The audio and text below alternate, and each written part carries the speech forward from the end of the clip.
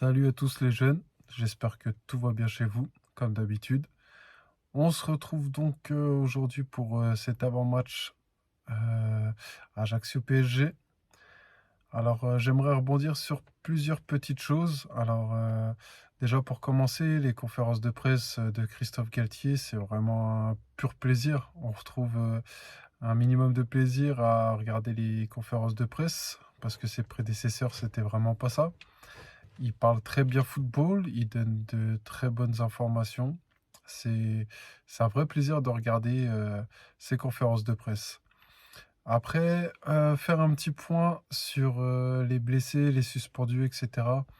Donc, on n'aura ni Sergio Ramos ni Neymar sur ce match parce qu'ils sont tous les deux suspendus. On a des blessés, donc Kipembe qui sera trop court, qui reviendra pas. On a Danilo qui sera pas présent et j'espère vraiment pour lui qu'il va se remettre vraiment très vite parce qu'il le mérite largement. J'espère que sa blessure va pas l'empêcher de jouer cette Coupe du Monde parce que il a énormément de mérite pour tout ce qu'il a fait pour le PSG. J'espère vraiment fort pour lui qu'il sera présent à la Coupe du Monde. Normalement, si tout se passe bien, il sera revenu même déjà avant. Donc je lui souhaite vraiment, vraiment très fortement parce qu'il le mérite par sa mentalité, son comportement.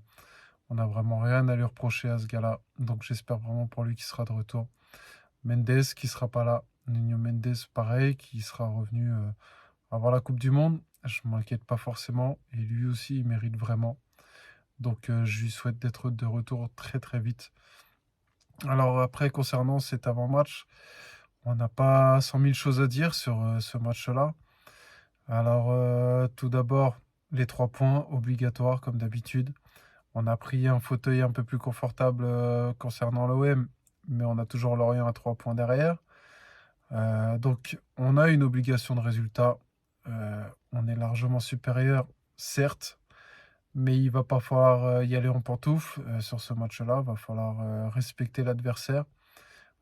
Comme d'habitude, les équipes de Ligue 1, même relégables, hein, Ajaccio, ils vont jouer le match de l'année, ils vont jouer leur match de la saison, ils vont tout donner. En plus, ils sont chez eux devant leur public.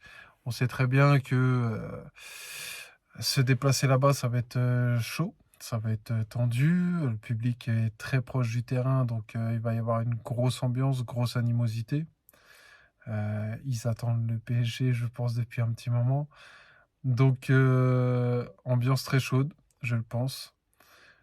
Obligation de résultat pour se donner un fauteuil confortable. Ce qui serait parfait dans ce déroulé du match, ça serait de marquer rapidement un but, 2 buts, 3 buts même si possible. Faire tourner au maximum. Des joueurs qui ont besoin de souffler et il y a des jeunes pousses qui ont besoin de prendre du temps de jeu.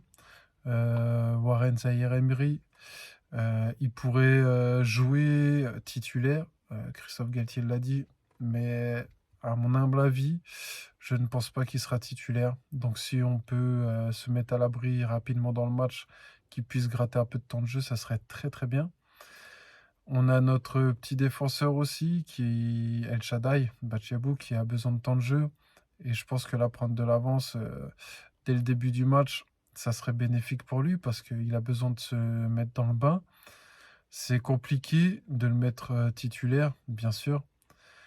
On sait tous qu'il y a un fossé entre le, son monde à lui, U17, U19, et la Ligue 1, le football vraiment professionnel. On l'a souvent vu avec les petits jeunes, ils ont beau être énormes, ça a beau être des joyaux. Se retrouver dans le monde professionnel, il y a une classe d'écart quand même, il faut dire ce qui est. Donc se mettre à l'abri, lui donner du temps de jeu, je pense que ça peut lui faire du bien pour se jauger, pour prendre la température du niveau, pour se mettre dedans physiquement, etc. Ça peut être pas mal. Ensuite, devant, sans Neymar, je pense que Messi numéro 10, c'est vraiment pas déconnant. On n'a pas besoin de la suractivité, on va dire, de Neymar pour redescendre, défendre. Messi, ça fera très bien l'affaire, à condition, bien sûr, de respecter Ajaccio, comme je le disais précédemment. Donc Messi numéro 10, c'est pas déconnant. Par contre, à côté d'Mbappé, pour moi, Sarabia, c'est pas hors de question. Je veux pas être mauvais, mais il mérite vraiment pas d'être titulaire. C'est l'occasion d'essayer Kitike à côté d'Mbappé. Ça lui fait un petit peu de temps de jeu aussi. Ça lui permet de jouer sur son physique, de rééquilibrer un petit peu les choses. Avec Messi qui redescend pas, si on a un point de fixation devant, etc., ça peut faire un bon équilibre. Ça peut lui faire du bien. Il peut faire de belles choses. Donc pour moi, ça se tente largement. Pour revenir derrière, j'ai oublié un petit point, Marquinhos. Moi, je le mettrais à gauche, défenseur central gauche, parce que à côté, on sait très bien qui va jouer. Et comme il a l'habitude de jouer latéral droit, je pense que c'est mieux de le mettre en défenseur central droit. Je pense que ça sera plus simple pour lui d'avoir ses repères, d'avoir un petit peu plus de sérénité. Donc il vaut mieux jouer comme ça. Ensuite, à gauche, latéral gauche, on sait très bien que ce sera Bernat. Ça lui donnera du rythme, c'est très bien, parce que Bernat, il a besoin de rythme pour être vraiment bon, toujours. Donc voilà, je pense qu'on a fait le tour, il n'y a pas 100 000 choses à dire, comme je le disais. Donc voilà, jouer ce match sérieusement, aller chercher les 3 points. Moi, je vois bien, pour faire un petit prono, un 3-0, 4-0, je l'espère. Déjà, le clean sheet, très important. On a fait 6 clean sheets sur les 7 derniers matchs, si je dis pas de bêtises. Il faut continuer. Faut pas se dire que c'est Ajaccio, que c'est un match acquis. J'ai l'impression d'entendre et de voir que ça, mais un match de foot, c'est jamais acquis. Il faut avoir le bon comportement, il faut aller chercher le match sérieusement.